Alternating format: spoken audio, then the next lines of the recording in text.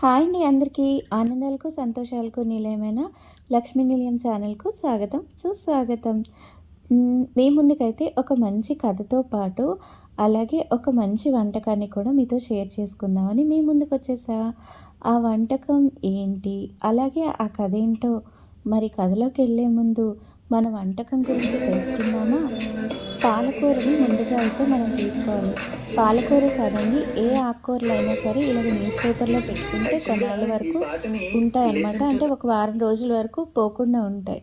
Next ఇలా బంగాళదుంపలు తీసుకొని నీట్గా కడుక్కొని, ఎక్కడైనా గ్రీనిష్గా ఏమైనా బంగాళదుంపల్లో గ్రీనిష్గా కనుక అలా ఉంటే ముందే తీసి పక్కన పెట్టేసేయండి. ఇప్పుడైతే ఆకుకూరల్ని మనం నీట్గా కూడా క్లీన్ చేసుకొని ఇలా కట్ చేసుకొని పెట్టుకోవాలన్నమాట. అయితే ఇప్పుడు కథలోకి వెళ్ళిపోదామా? మరైతే ఈ ఆకుకూరల గొడవేంటో, వాటి కథేంటో తెలుసుకుందామా మరి? ఈ ఆకుకూరలన్నింటినీ కూడా కాయగూరలొచ్చి ఒకేసారిగా వెక్కిరించాయంట. మీరు ఏ సీజన్‌లోనూ సరిగ్గా ఉండరు. అదే సమ్మర్‌లో అయితే ఎండిపోతారు, వింటర్‌లో అయితే వడిలిపోతారు, వర్షాకాలం అయితే నీరు గారిపోతారు, మీరెందుకు పనికిరారు అని చెప్పి ఆకుకూరల్ని, కాయగూరలన్నీ వచ్చి వెక్కిరించాయంట. అప్పుడు ఈ ఆకుకూరలు అన్నాయంట, మేము ఏ సీజన్‌లోనైనా సరే సరైన సమయంలో సరిగ్గా ఉపయోగించుకుంటే మీ ఆరోగ్యానికి సంబంధించిన పోషక విలువలను మేము అందిస్తామని చెప్పి ఆకుకూరలన్నీ కూడా కాయగూరలతో చెప్పాయంట. దాంతో కాయగూరలు అన్నాయంట, ఏం పోషక విలువలు ఉన్నాయి అని చెప్పి అడిగాయంట. అప్పుడు ఆకుకూరలన్నీ చెప్తూ ఉన్నాయంట. ముందుగా అయితే మనం పాలకూర చేస్తున్నాం కాబట్టి పాలకూరలో ఉండే వైటమిన్స్ ఏంటో మనం ఇప్పుడైతే తెలుసుకుందాం. పాలకూరలో వైటమిన్ కే, ఏ, సి, ఐరన్ ఉంటాయి. అయితే వైటమిన్ కే ఎముకలలో కాల్షియంను నియంత్రించి ఎముకలకు అవసరమైనంత కాల్షియంను అందిస్తుంది.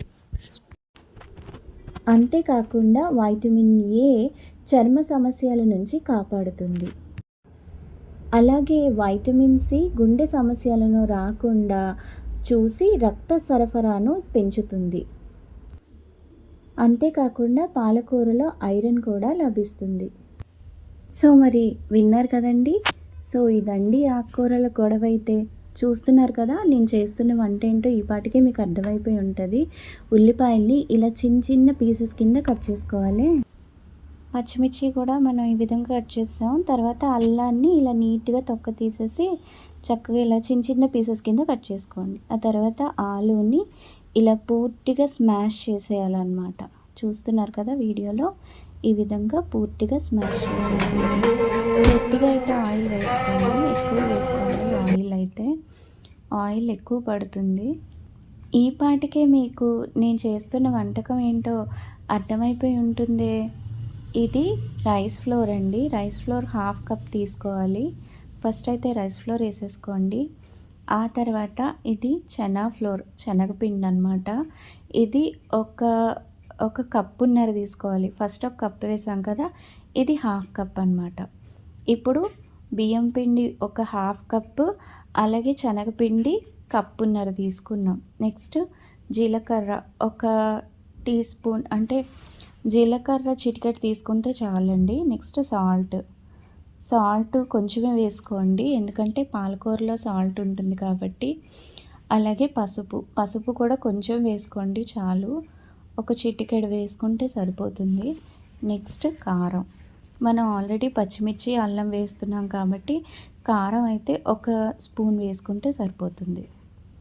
నెక్స్ట్ దీన్ని బాగా మిక్స్ చేసుకోండి. జీలకర్ర, ఉప్పు, పసుపు, కారం వేసాం, వాటిని బాగా మిక్స్ చేసుకోండి. ముందుగా మనం కడిగి పెట్టుకున్న పాలకూరని ఆ బౌల్లోకి తీసుకోవాలి.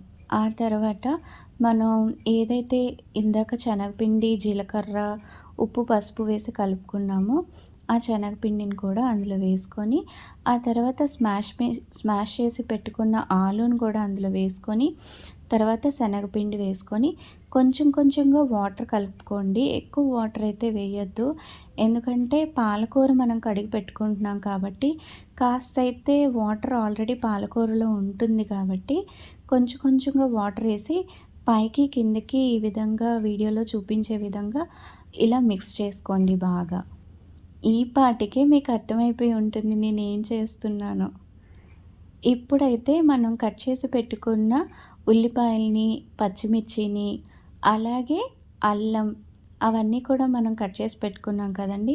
అవన్నీ కూడా వీడియోలో చూపిస్తున్న విధంగా ఈ విధంగా పైనైతే వేసుకోండి. అలాగే అందులో ఇంకా కొంచెం అంటే నాకైతే సాల్ట్ సరిపోలేదండి. అందుకని నేను కొంచెం ఒక చిన్న టీ స్పూన్ అంత సాల్ట్ ఏసుకున్నాను. అలాగే కొంచెం గరం మసాలా కొంచెం వేసుకోండి. మీకు ఎంత క్వాంటిటీ సరిపోతుందో అంత చూసుకొని అయితే వేసుకోండి.